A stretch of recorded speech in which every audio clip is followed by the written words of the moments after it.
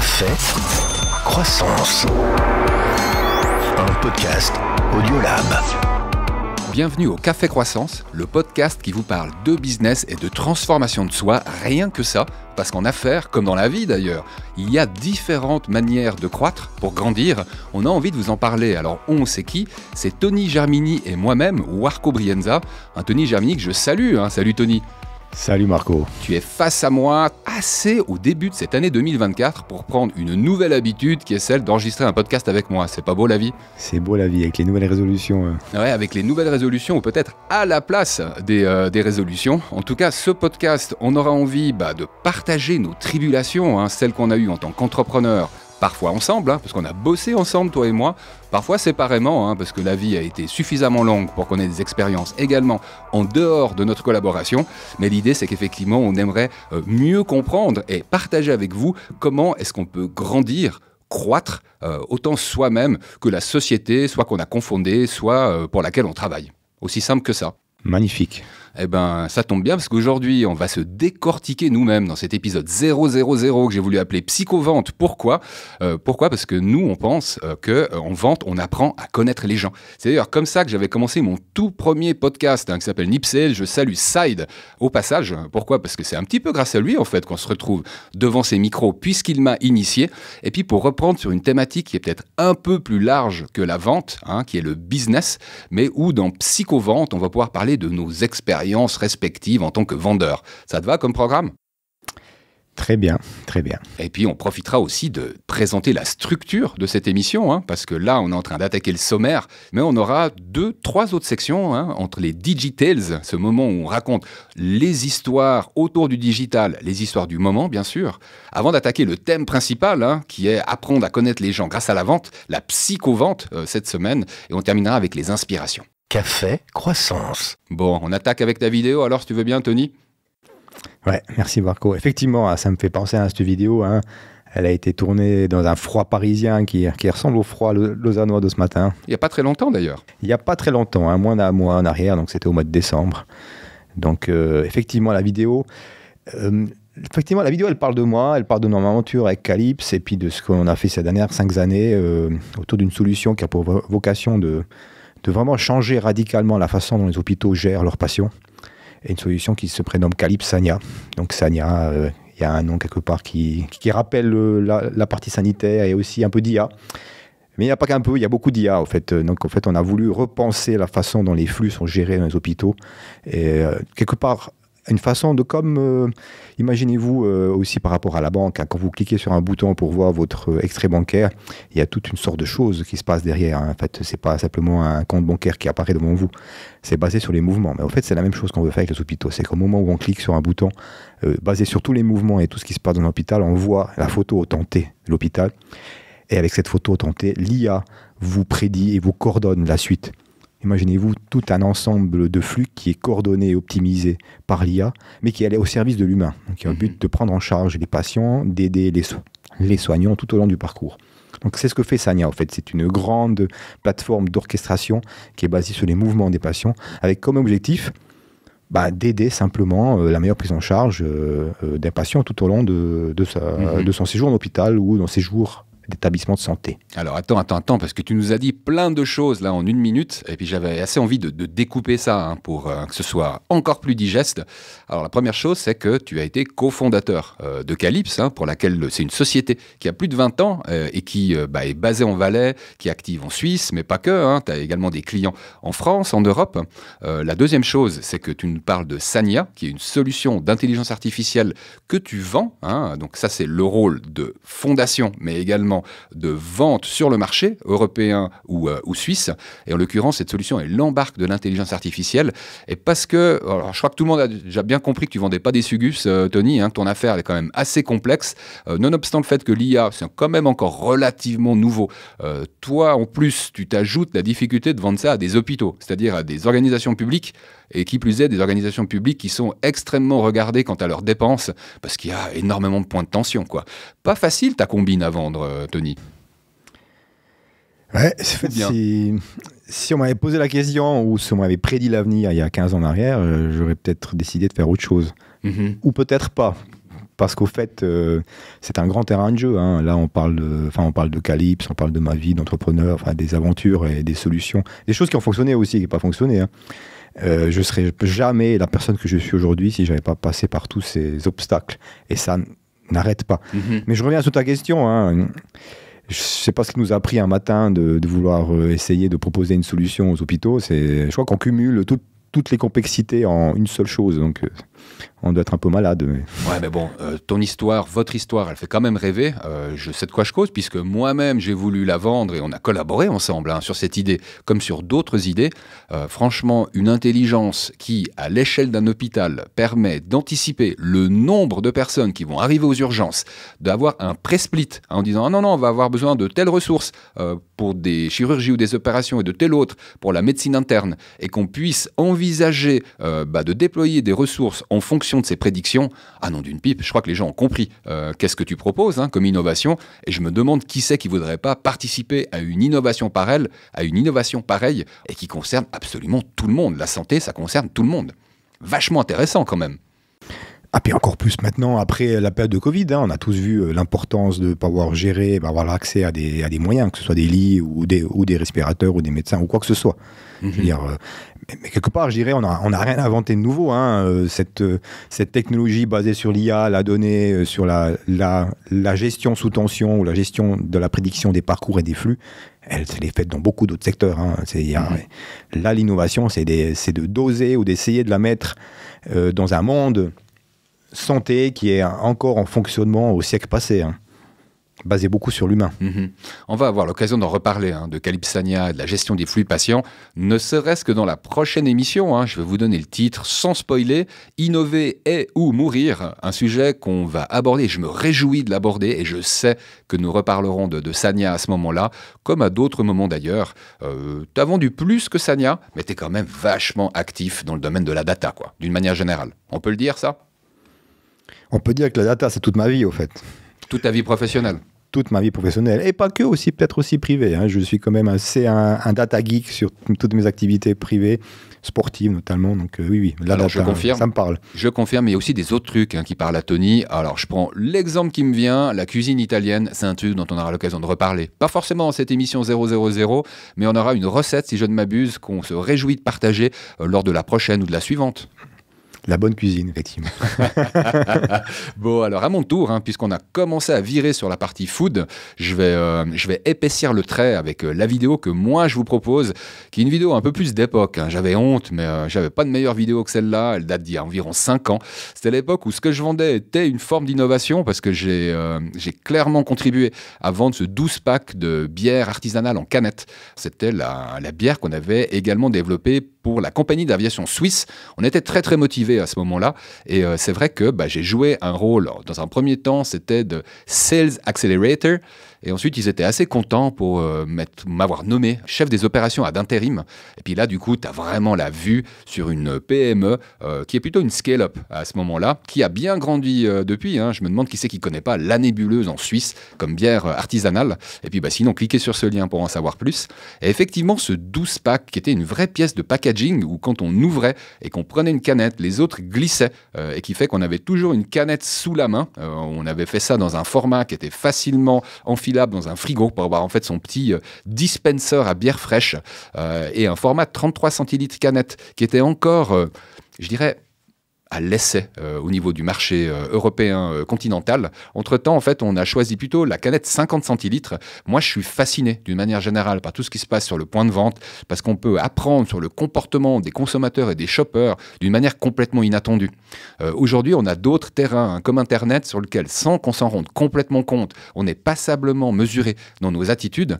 Et c'est vrai que j'ai eu beaucoup de plaisir dans cette vente en magasin, et de vendre en fait du produit physique, en sachant que par la suite, j'ai vendu pas mal de services également, en vendant des services de publicité digitale ou mass média à l'époque où on en faisait encore. J'ai enchaîné avec plusieurs types d'innovations. Alors ceux qui se rappellent de Bestmile, qui était le cerveau des véhicules autonomes, qui a entre-temps fait faillite pour des raisons qu'on aura peut-être l'occasion de réaborder. Toujours cette question sur la cible entre les clients, qui nous donnent de l'argent contre un produit, contre une solution, et les investisseurs qui croient à un business model. Donc moi, ce que j'aime, c'est les gros clients. J'aime bien les ventes complexes. J'aime bien, effectivement, effectivement quand il y a de la data. Et j'en vends passablement, moi aussi de la data à présent. Alors grâce à notre collaboration Tony, mais de la data en fait il y en a absolument partout. Et c'est vrai que au jour d'aujourd'hui, j'ai clairement une expérience qui est plus orientée sur l'IT et la vente d'IT que sur la vente de food, mais en sachant que ça reste mes deux amours dans le domaine du business. T'aimes la bière, toi? Il paraît que ça va bien avec la pizza. Je sais pas pourquoi, le vin aussi, mais la bière j'aime beaucoup, hein, particulièrement celle que tu viens de citer avant. Bon. Mais j'aime bien aussi notre échange, hein, parce qu'on mélange B2C et B2B. Business to business ou business to consumer. Exactement, donc c'est un mélange. Et puis aussi l'approche avec les grands comptes, qui est complètement différente d'une approche PME. On ne vend pas de la même manière, mais au final, il y a quand même quelques ficelles qui se ressemblent, quand il y en a d'autres, en fait, qui se différencient, quoi. En tout cas, ça, c'est les deux histoires où vous pourrez en apprendre un petit peu plus, soit sur l'expérience de businessman à Tony, soit sur ma propre expérience à moi, Warco Brienza, puis en sachant qu'on est des vendeurs, mais on n'est pas que des vendeurs. On vous parlera de business, mais dans le business, il n'y a pas que de la vente. Puis finalement, on parlera également de sujets hors business, mais ça, c'est peut-être plutôt pour la section inspiration avec laquelle nous conclurons. Café Croissance. Allez, on attaque avec la séance psy que j'ai prévue, on va dire, dans cette thématique principale. Donc la question, quoi, est-ce qu'on apprend à connaître les gens grâce à la vente? Alors moi, je réponds indubitablement oui. Puis toi, tu répondrais comment? Moi, je dis que dans les gens, il y a aussi nous-mêmes. On apprend aussi à se connaître. Ah, c'est sûr, bon point, très très bon point. On apprend à se connaître dans ces moments de tension que peut nous offrir la vente. Mais est-ce que toi, tu dirais qu'on apprend à connaître la personne en face de soi ou on reste en fait en mode poker face? Ça dépend de la personne qui est en face de soi. Puisqu'elle a envie de donner, peut-être. Exactement, ouais. Donc c'est un jeu, c'est peut-être une danse, c'est peut-être du charme, mais il y a quand même une relation qui se met en place. Après, la relation, elle est basée sur beaucoup de choses.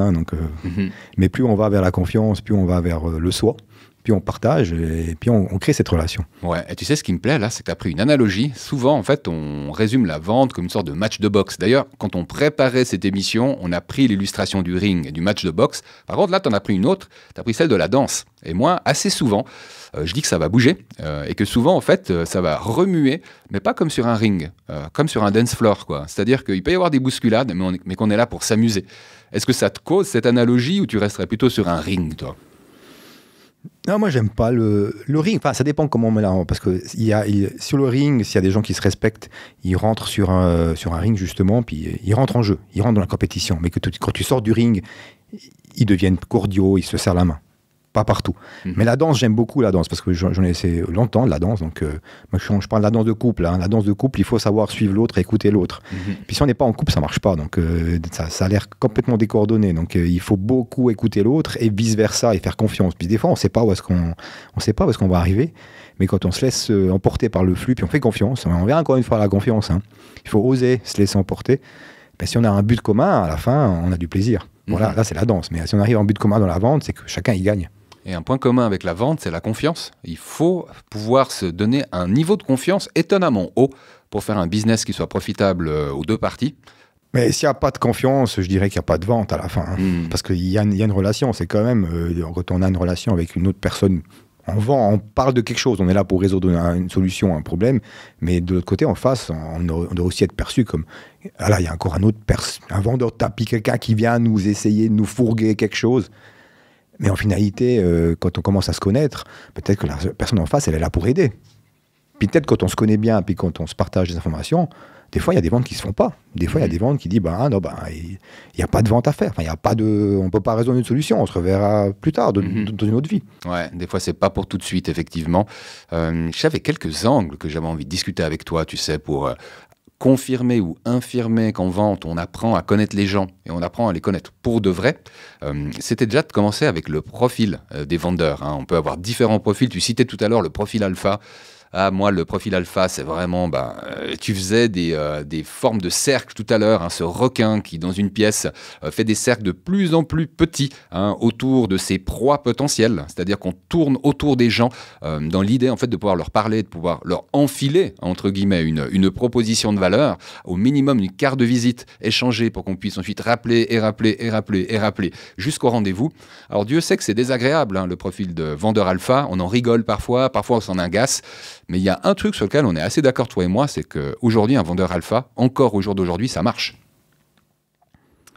Ça marche, ça marche. J'ai cette image du vendeur alpha, je vois très bien de qui on parle. Hein. Marco, c'est même toi qui me l'as fait remarquer un jour. Cette image, c'est pas de l'eau, mais c'est une grande salle de conférence avec des tables hautes et puis un requin qui tourne autour de ces tables. Ça me fait vraiment rire parce que c'est exactement ça. Mais le vendeur alpha, pendant qu'il tourne autour de ces tables, il est en train de visionner la salle, il regarde qui parle avec qui, et puis il est déjà en train de préparer son approche. Et puis surtout, quand il va sur l'approche, quand il va sur la proie, enfin la proie, c'est peut-être pas le mot approprié, mais voilà, on parle de vendeur alpha et de requin, il y va pour un seul but, c'est de vendre. Mais il sait aussi se retirer, il sait aussi que si ça marche pas, il part à autre chose, il prend pas sur le personnel. Mais à la fin, le vendeur alpha, il réussit.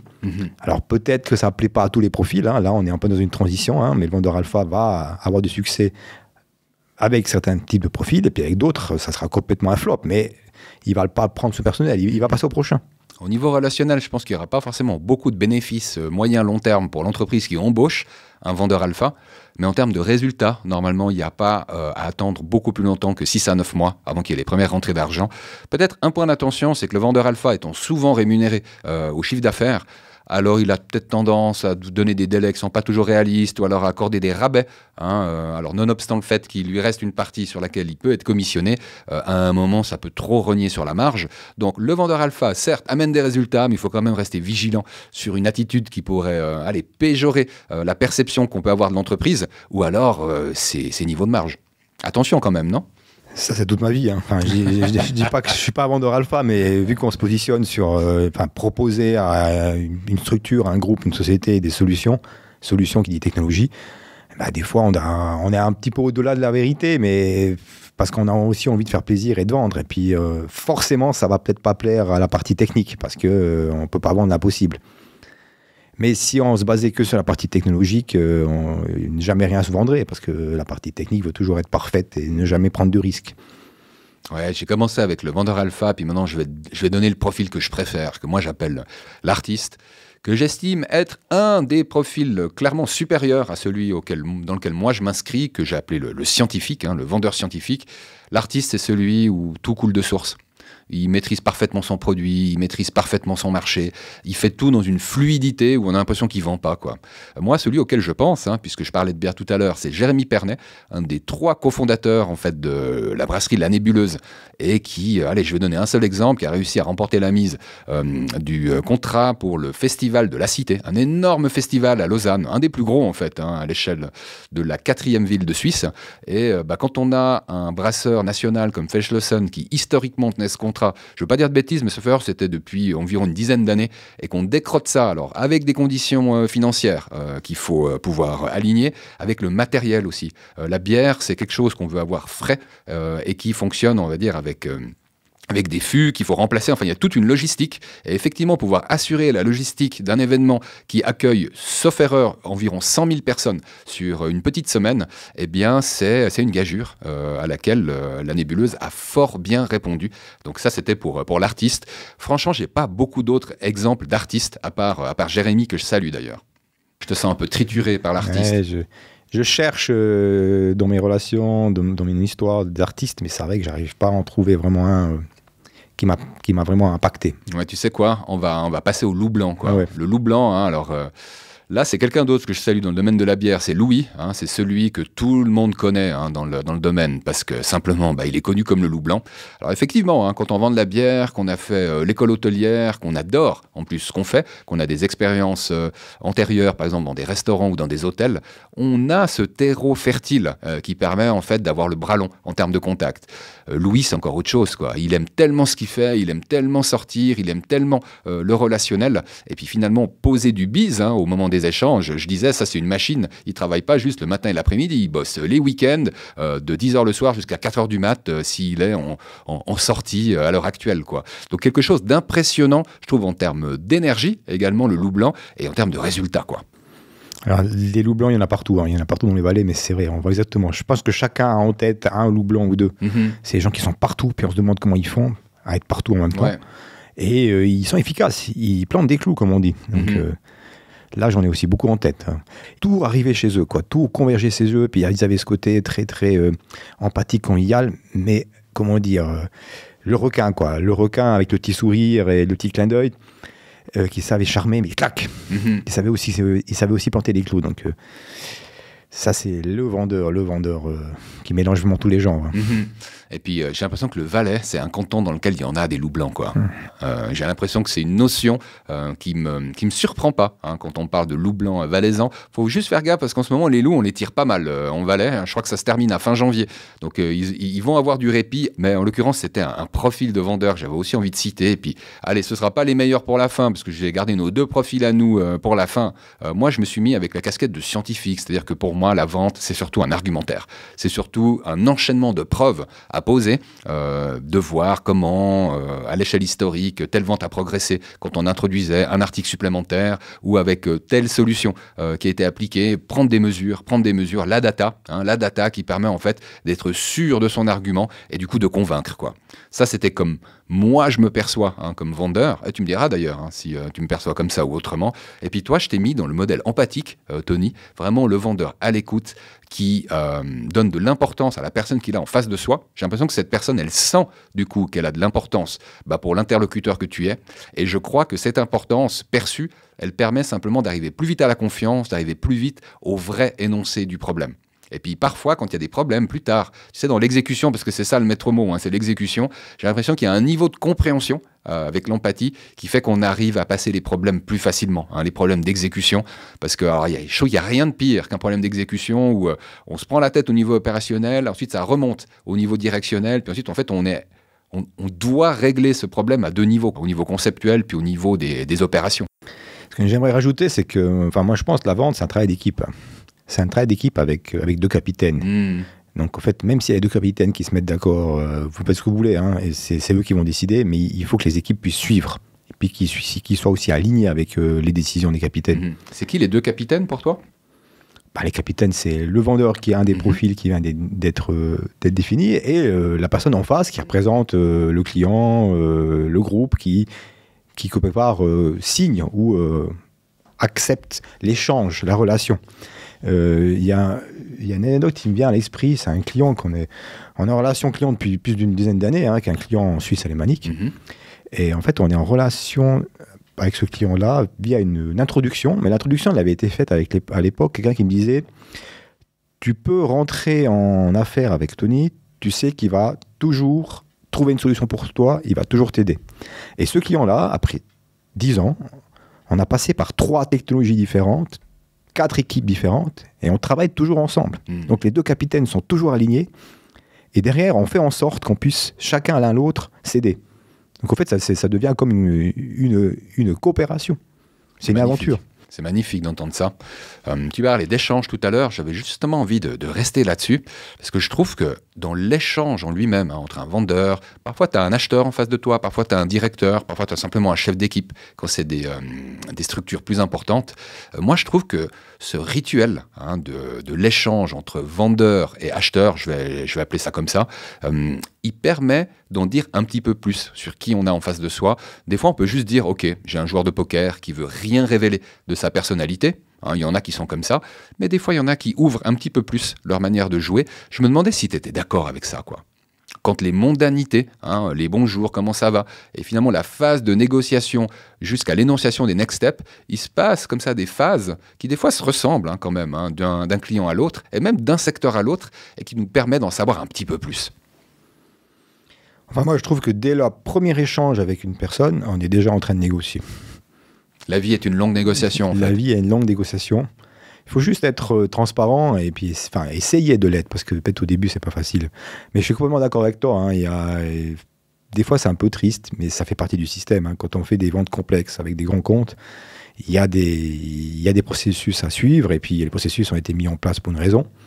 Et c'est vrai qu'en face, des fois, il y a des départements de vente et d'achat qui ont des objectifs qui sont peut-être pas alignés avec les objectifs de l'entreprise, mais des objectifs clairs. Donc il faut un peu se faire à ce processus. C'est pas toujours facile, il faut pas le prendre personnellement. Ça fait partie du jeu, c'est un grand jeu. Ouais, on parlait justement en off de ce rôle d'acheteur qui des fois agace quoi, quand on est vendeur, parce qu'on dirait que ce n'est pas qu'une impression, hein, ils sont parfois, de plus en plus souvent en fait, rétribués en fonction de l'économie qu'ils arrivent à faire réaliser à leur employeur. Ouais, c'est un peu pauvre hein, de considérer la valeur d'un échange de vente comme ça, mais d'un autre côté, je comprends tout à fait la position qu'ils tiennent. Ouais, mais même des fois c'est l'inverse, hein. Là, j'ai un exemple tout récent avec un hôpital. C'est l'acheteur qui nous a donné les clés pour la vente. Parce qu'en fait, on a plusieurs interlocuteurs hein, au niveau de la direction, que ce soit la direction générale, informatique, je ne veux pas parler que d'hôpitaux, mais c'est un exemple récent. Et puis au fait, vu que c'est un grand système, tout le monde n'est pas au courant des pratiques. Et c'est l'acheteur qui nous a donné des pistes, qui étaient à l'inverse de ce que nos autres interlocuteurs pensaient. Donc des fois, c'est pas vraiment comme on pense. L'acheteur, et des fois, il peut être notre allié dans la vente. Ouais, c'est bon à entendre. C'est bon à entendre en sachant que l'acheteur, il est particulièrement important en environnement B2B. On a également la vente B2C, hein, donc celle qui se retrouve dans les rayons des magasins Leclerc ou que sais-je encore. Et effectivement, moi j'ai été passionné par les mécanismes de vente ou les mécanismes d'achat au point de vente, en sachant, pour reprendre un exemple que tu avais bien aimé, hein, parce que mon rôle pour cette brasserie que j'ai déjà citée, ça a été de multiplier les pains, c'est-à-dire une fois qu'on a un appareil de production qui permet, on va dire, de poser des milliers de bouteilles ou de fûts sur des palettes, hein, prêtes à être livrées aux quatre coins d'un pays, il s'agit de comprendre comment est-ce qu'on peut augmenter, hein, multiplier le nombre de ventes. Un truc au point de vente Leclerc, hein, pour reprendre le même exemple, c'est que quand on a une petite barquette dans laquelle on peut mettre plus qu'une bière, exemple, on en met 4, au lieu d'en mettre une, on multiplie en fait la valeur de vente lors de chaque achat. Et puis moi, en fait, j'étais convaincu au moment où cette brasserie, pour reprendre cet exemple-là, n'avait pas le multipack, de dire il faut faire. Vous allez faire la partie que vous vendez en magasin x4, hein, puisqu'il y a 4 bouteilles dans un 4-pack. La réalité, c'est que c'était pas x4, mais c'était presque x3. Pourquoi ? Parce qu'il y a quand même des autres comportements d'achat. Et puis, en fait, ce comportement, je l'ai pas inventé. Je me suis simplement posé dans 2 magasins différents. Je suis resté environ 20 minutes à une demi-heure devant le rayon bière, à voir comment font les gens. Puis les gens, en fait, c'est tout simple. Ils ont que 2 mains. Et puis, dans 2 mains, on peut tenir en tout cas 4, maximum 6 bières, hein, quand on a des bonnes paluches comme ça, d'ours bernois. Et puis, on se rend compte qu'en fait, avec 2 doigts, on arrive à emporter 4 de bière. Ouais, tu dis beaucoup de choses, Marco. Donc, quand tu parles de mécanisme d'achat, c'est clair que là, tu décris plutôt un mécanisme d'achat, de business, tout individu. Mais il y a quelque part un comportement similaire aussi au niveau du B2B. Hein. Moi, ce que je vois depuis toutes ces années, même dans mes premières expériences, il y avait un de mes managers de l'époque, hein, donc avant que je crée Calypse, qui me disait on va choisir IBM, personne ne pourra nous empêcher ou nous reprocher d'avoir choisi IBM. En fait, un peu ce choix par défaut de la masse. En tout cas, ce choix par défaut de la masse des moutons. Je devais parler comme ça, mais c'est un peu la même chose. En fait, les gens vont pencher vers une solution ou quelque chose qui existe, qui est courante. C'est pas forcément toujours la meilleure, mais à la fin, on a fait le choix qui peut pas être reproché. La valeur sûre. La valeur sûre. Donc à la fin, c'est assez régulièrement pas la meilleure solution ou la plus avantageuse pour l'entreprise qui est prise. Mais et puis après, il y a encore d'autres choses. Hein. Moi, c'est ce que je le vois. Hein. Je vois des mécanismes d'achat dans des grandes structures où des gens font des achats quelque part dirigés personnellement pour leur carrière. Je peux citer le monde des SAP. Hein. C'est clair que, ou bien on a encore d'autres, mais chacun va avoir son exemple. On choisit une technologie, une solution, et en sachant qu'en mettant en place cette solution, on aura assuré un certain nombre de mois et d'années d'implémentation, et assurer aussi une expertise sur son CV, donc on peut s'assurer aussi une croissance dans sa carrière. Donc, c'est tellement complexe que des fois, j'ai mis du temps à comprendre que, au fait, on est en train de vendre à une structure, on est en train de vendre à un groupe de personnes, mais on vend d'abord à un individu qui a ses propres intérêts. Donc d'essayer de faire converger tout cela dans une vente, c'est pas toujours celui qu'on pense qu'on fait gagner l'argent. Et toutes ces réalités sont vraies, c'est-à-dire le contexte de l'individu, le contexte de l'entreprise pour laquelle il travaille, le marché, contexte dans lequel s'inscrit cette entreprise, etc., etc. Il faut comprendre tout ça en tant que vendeur pour marquer le but, hein, pour faire le cha-cha-cha ou le tango de danse dont on parlait tout à l'heure. Et l'individu, du coup, il est sur Internet, il a ses propres intérêts, donc il est aussi influencé par tous ces newsletters et tous ces événements techniques de vente marketing qui vont aussi le faire pencher sur l'option A ou B. Encore faut-il qu'il ouvre la newsletter, mais ceci est une autre histoire. C'est effectivement notre histoire, mais il y a peut-être d'autres choses que des newsletters. Oui. Bah justement, j'en ai encore quelques-unes des histoires, mais on va changer de section pour ça. On va respirer et inspirer un bon coup. Café Croissance. Pour la section inspiration.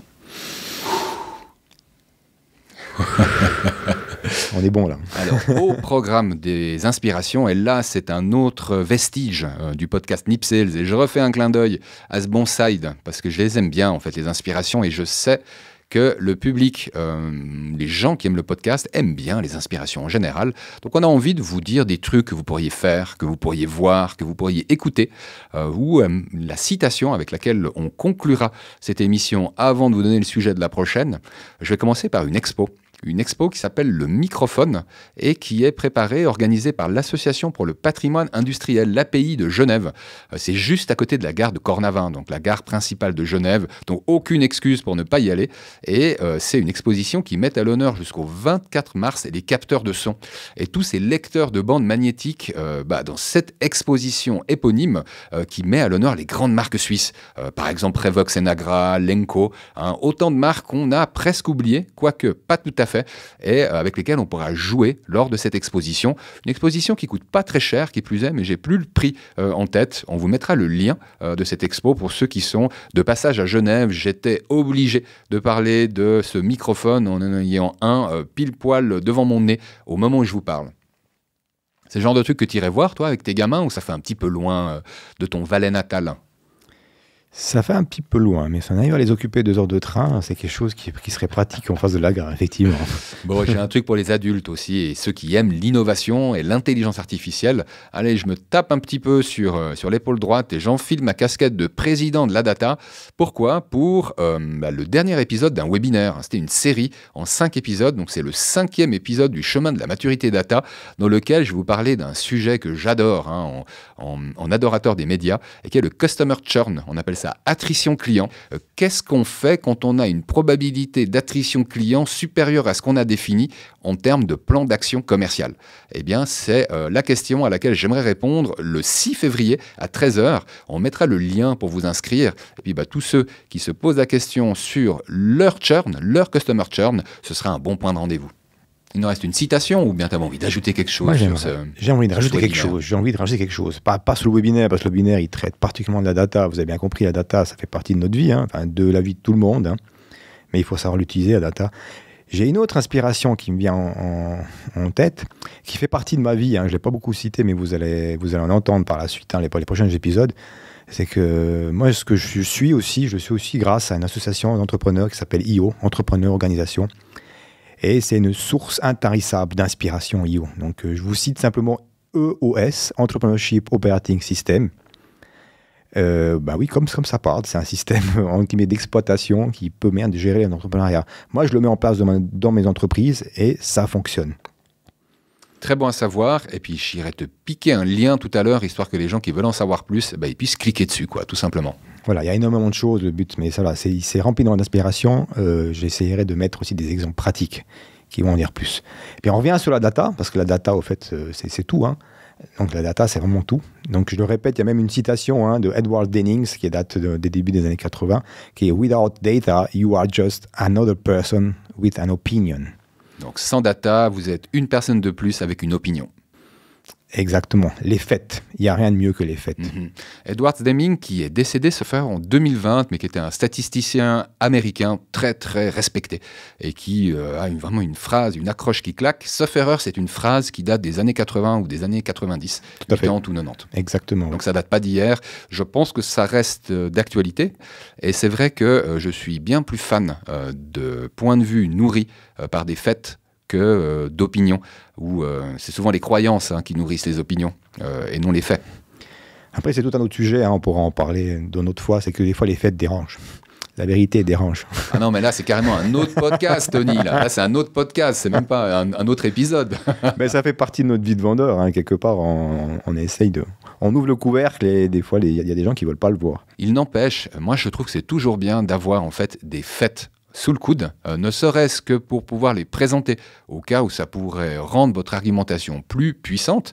C'est valable pour quand on veut vendre quelque chose, mais des fois on parle alors qu'on n'a pas envie de vendre, hein. Donc moi je peux toujours recommander d'avoir des faits sous le coude, ne serait-ce que pour se donner plus confiance à soi-même.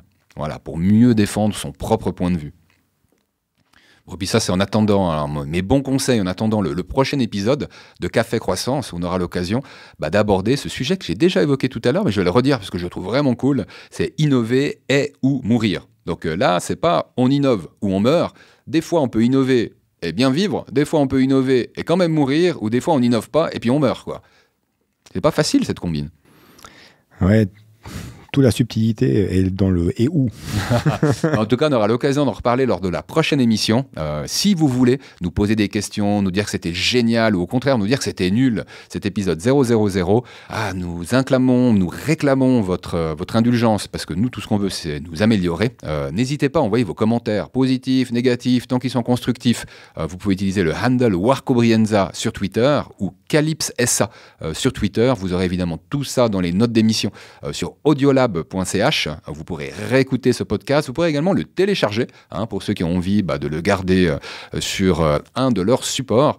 Et puis, vous pouvez ajouter des commentaires ou autres, des suggestions de nouvelles émissions. Donc, n'hésitez pas à nous suivre sur Twitter, mais également sur LinkedIn. On a envie d'être présent également sur d'autres médias sociaux, mais mon Dieu, il faut que je regarde avec le temps disponible qu'il nous reste. On se retrouve, soit dans une semaine, soit dans 2 semaines, pour ce prochain sujet. Et dans l'attente, je te salue bien, Batoni. Salut et merci pour tout. Merci à toi, Marco. C'était un grand plaisir. Et puis, prenez soin de vous dans l'intervalle. À bientôt. Bye bye. À très bientôt. Salut tout le monde. Café Croissance. Un podcast Audiolab.